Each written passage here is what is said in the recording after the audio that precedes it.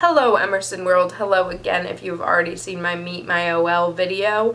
I don't know what order these are going to go up in, but I wanted to make another video talking about something that is very important to me that I didn't realize was very important to me until I came to college, and that is mental health and mental illnesses. I've kind of taken on this internal burning desire to start this campaign about mental illness because of my own struggle with depression and anxiety and how much it's affected me and how much it affected me in my first year of college without me even knowing it. One of the pillars of this year's orientation is diversity and inclusion, and as much as I love the Emerson community for being including of every race, sexuality, gender, and anything you can throw out there, I think that this falls under that category without a lot of people realizing it. Mental illness has this huge stigma around it, and some people don't think it's a real issue. I've struggled with people like that. And honestly, the best thing that you can do is just accept this fact of life that sometimes our brain chemistry just isn't where we want it to be, and it can affect us negatively.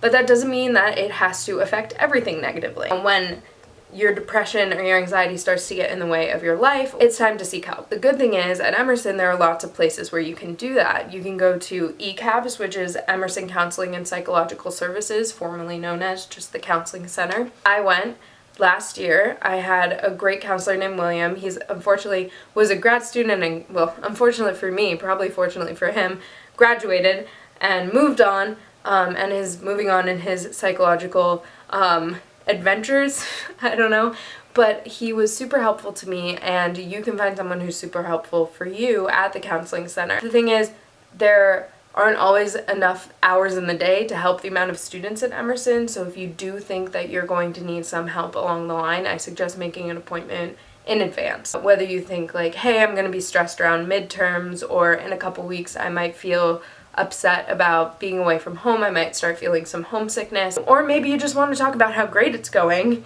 These people are there for you to talk to, and, you know, use the resource. It's free, and there should be no stigma about talking to anyone. I think that everyone should absolutely go and talk to a counselor at some point, whether you have a mental illness or not. The other thing that's really important is physical health, because it relates to your mental health. Getting a good night's sleep will work wonders. It helps your metabolism, it helps with anxiety, and for me it helps with this angry, frustrated feeling that I get when I get really stressed. So sleeping is really important. The other thing is diet. Coming into your first year at school, and even if it's not your first year at college and it's just your first year at Emerson, there are going to be some changes. And these changes usually involve food. So we have the dining hall now and eating on campus, or if you're in an apartment, cooking for yourself for the first time. And I always notice that when I'm eating healthier, my body feels healthier, and this mentally makes me feel better. So those are huge things that factor into your mental health. Exercise is also super important. It helps me with my anxiety so much.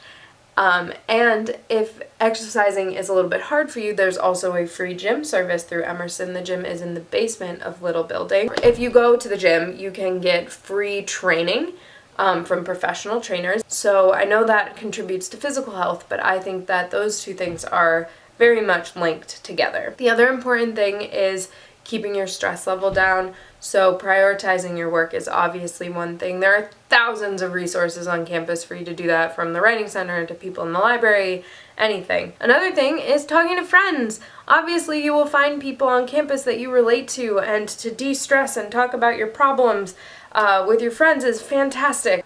So we are the product of the environment that we're in, but it's also our job to take charge of the environment and manipulate it to our benefit. And, you know, that means taking advantage of all of the resources that are available to us. And always remember that your OLs are a resource too. We are OLs for life, so we will be there long after orientation ends. So please do come forward. If there's no one else you can talk to, you can absolutely come to me. I'll listen, and I can always point you in the right direction. I think that, it starts with individual people, and Emerson is a very open environment. So if we're going to make a change about accepting mental illness and accepting the effect that it has on people, and making a positive change about it, this is the place to do it. And I hope that I can help with that some way, and I hope that you can too. Enjoy the rest of your summer, and I will see you during orientation.